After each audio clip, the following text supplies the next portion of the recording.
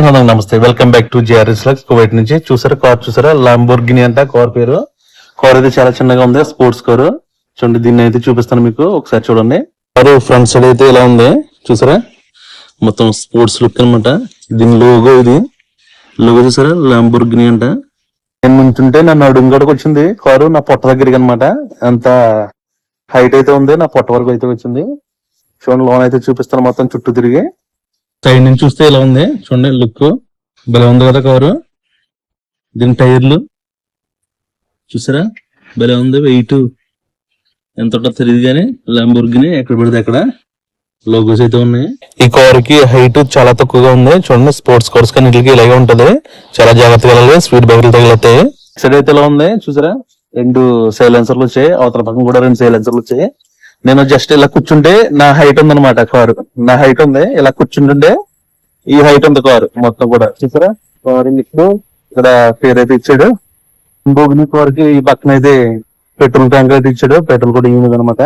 వెనకాల ఏంటో పేరు ఇంజిన్ అనుకుంటా, వెనకాల గ్లాస్ నుంచి అయితే కనిపిస్తుంది. చూడండి ఒకసారి చూపిస్తాను.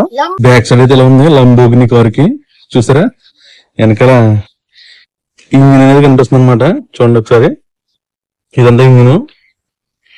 మనకి తాళాలు మన దగ్గర ఉండవు కాబట్టి నేను కోడింటి దగ్గర ఆగి తీస్తున్నాను కాబట్టి మన లోన్ అయితే గ్లాస్ నుంచి అయితే చూపిస్తాను. ఇది ఫ్రంట్ సైడ్ ఇలా వచ్చింది అనమాట, భలే ఉంది.